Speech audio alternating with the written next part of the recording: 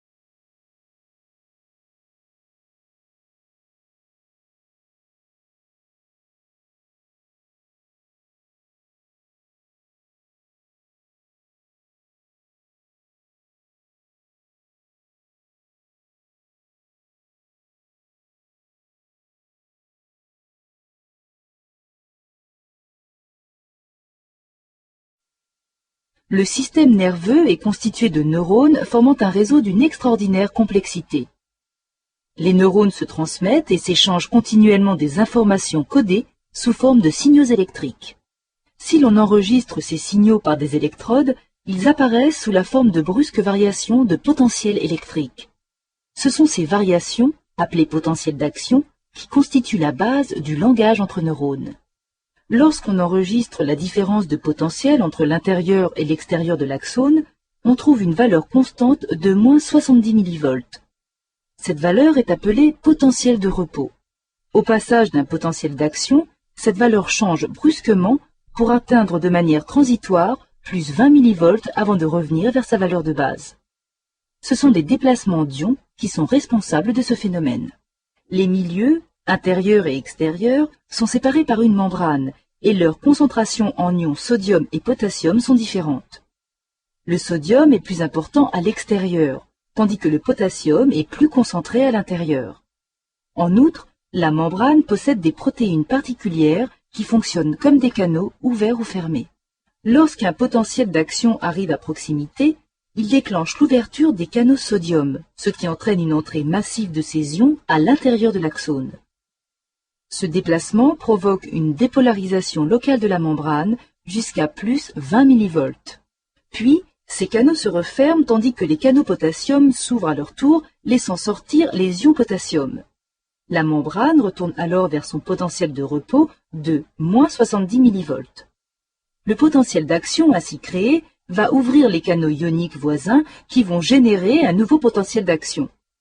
Ce phénomène se propage de proche en proche, si bien que l'influx nerveux d'action semble se déplacer le long de l'axone. Avec le temps, la migration des ions sodium et potassium finirait par modifier leur concentration relative. Un tel bouleversement serait très dommageable pour le bon fonctionnement des neurones. C'est pourquoi une pompe spécialisée fait ressortir le sodium de la cellule pendant qu'elle fait entrer le potassium. Les potentiels d'action se déplacent le long de l'axone des neurones et parviennent à la synapse, lieu de passage de l'information entre deux neurones. Les messages circulent toujours dans le même sens, de la terminaison présynaptique vers le neurone postsynaptique. L'information traverse la synapse grâce à un neuromédiateur contenu dans des vésicules dont la libération est déclenchée par l'arrivée du potentiel d'action. Les ions calcium et les canaux de la membrane de la terminaison vont jouer un rôle déterminant dans cette libération. À l'arrivée d'un potentiel d'action, les canaux s'ouvrent, laissant les ions pénétrer dans la terminaison. Les ions calcium provoquent alors la migration des vésicules contenant les molécules du neuromédiateur vers la synapse. Quand les vésicules fusionnent avec la membrane de la terminaison, le neuromédiateur est libéré. Certaines de ces molécules vont aller se fixer sur des récepteurs situés sur la membrane du neurone postsynaptique. Ainsi activés, ces récepteurs vont ouvrir des canaux ioniques qui, en laissant passer différents ions, vont donner naissance à un nouveau potentiel d'action. Ce potentiel va se propager le long de l'axone du neurone jusqu'à la synapse suivante et ainsi de suite.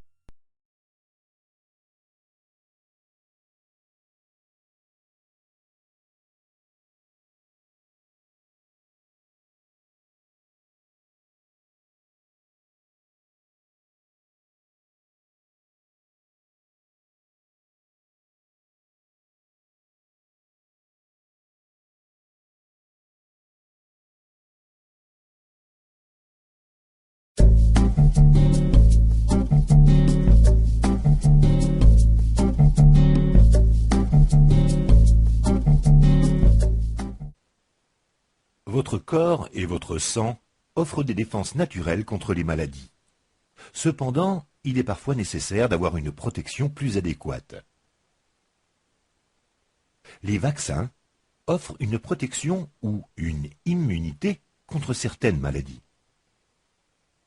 Les vaccins offrent une immunité artificielle contre la maladie. Ils peuvent être soit injectés, soit pris oralement. On appelle ça l'immunisation. Un vaccin est en fait une très petite dose du microbe ou de l'agent pathogène qui cause l'infection. Les agents pathogènes sont soit morts ou ont été désactivés pour ne pas qu'ils provoquent la maladie. Une fois vacciné, le corps commence à produire des anticorps. Normalement, vous ne pouvez pas attraper une maladie si vous avez été vacciné. C'est parce que vous êtes immunisé. Chaque anticorps est efficace contre un seul type de microbe. Par exemple, le vaccin contre la coqueluche ne vous protégera pas contre la rougeole. C'est pourquoi il y a différents vaccins contre différentes maladies. Certains agents pathogènes, tels que le virus de la grippe, sont en constante évolution, ce qui rend la production d'un vaccin efficace plus difficile.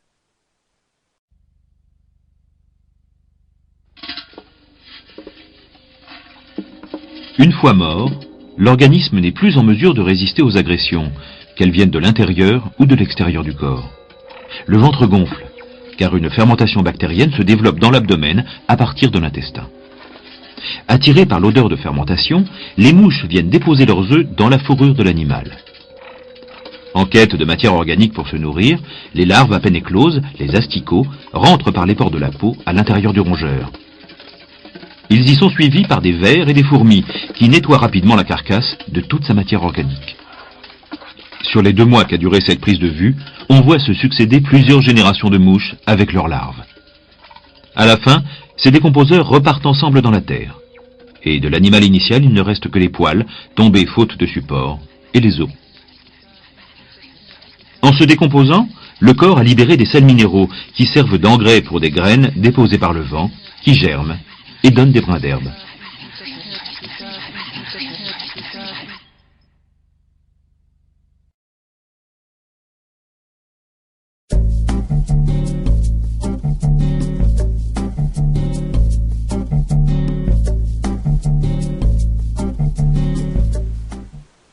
De nombreuses plantes peuvent se reproduire à partir d'un parent.